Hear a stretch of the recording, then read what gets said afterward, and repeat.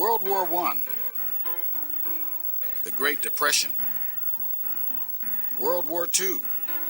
Within the first 4 decades of the 20th century, all Americans faced these difficulties.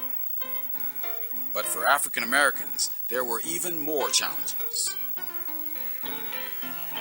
See, blacks could not sit downstairs in the theater. They'd sit upstairs in the balcony. You couldn't try on clothes downtown. Segregation was the law, unwritten, but nonetheless, it was the law. For instance, when I went to the University of Pittsburgh, no black student going to the University of Pittsburgh could eat or sleep in Oakland. The African American community needed a voice. In Pittsburgh and across the nation, this voice was that of the Pittsburgh Courier. Its mission never wavered to effect first-class citizenship for African Americans. This mission was central to Robert L. Vann, who took the paper from its humble beginnings and turned it into a 14-edition national institution. Under his leadership, the Pittsburgh Courier helped provide moral support and needed media attention to African American inequality. If I was assigned to go into a restaurant that did not serve black folk, I had to go. And then I had to come back and write a story. And I did. The white press wouldn't print for so much about what was relevant to blacks in their struggle for equality. But the Courier was unspoken. They would talk about it. They would blast it in their headlines. The Courier pushed for equality in education, jobs, housing, and the law. Strong editorials against lynching captured national attention and helped to bring an end to these atrocities. Vann never permitted his editorials to go on the inside pages. His editorials always went on the front page. One of his big campaigns was voting. He stayed on that because we were very, very apathetic about voting.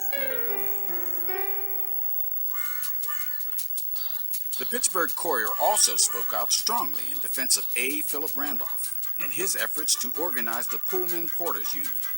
In turn, the Pullman Porters helped the Courier to become a national publication by facilitating distribution. Pullman Porters would watch those papers from the time they left the Pittsburgh station until they got to their destination. For many a train stop in the South, the Courier was oftentimes the only link African Americans had with the outside world.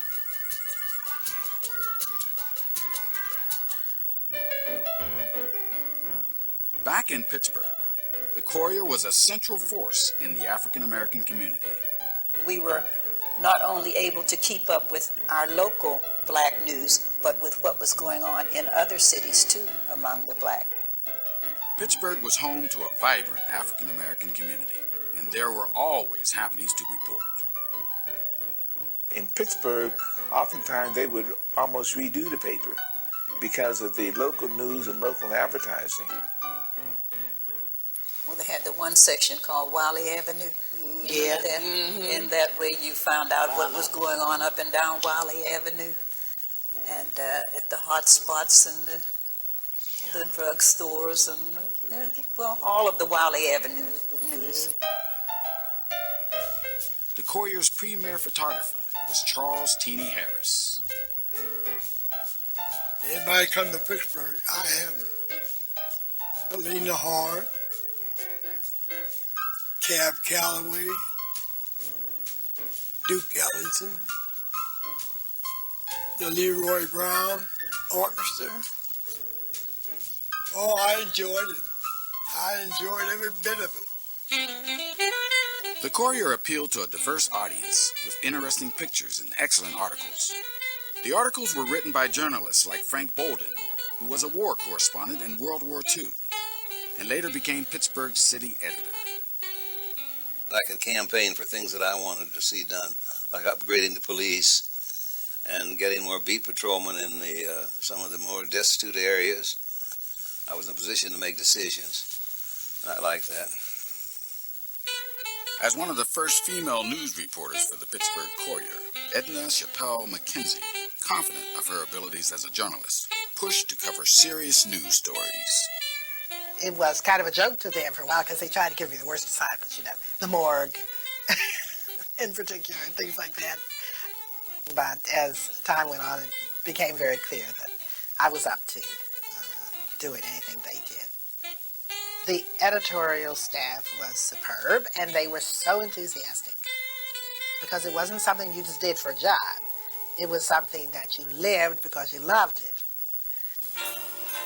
Located on Center Avenue in the heart of the Hill District, the Pittsburgh Courier not only provided jobs, but was a role model for the African American community. Because of its reputation, aspiring journalists and black leaders from across the country were drawn to its offices. To see these women coming out, dressed in business attire and men in suits was quite a sight. And it was unique because there were not lots of places that you would see that number of black people dressed for business. After business manager Earl V. Hoard arranged for the acquisition of a whole press, the Courier was further able to expand its operations nationally, while continuing to focus on issues dealing with civil rights and integration.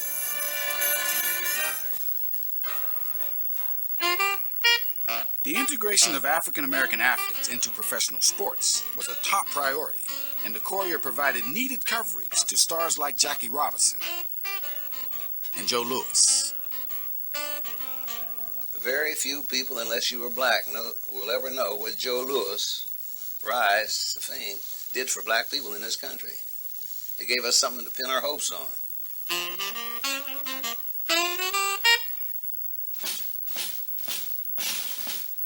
Other key issues were the integration of the armed services and the elimination of discrimination in defense industries during World War II. During the war, they mounted this double V campaign, victory home and victory abroad. They wanted equal accommodations for blacks, not only in the armed service, but in home too.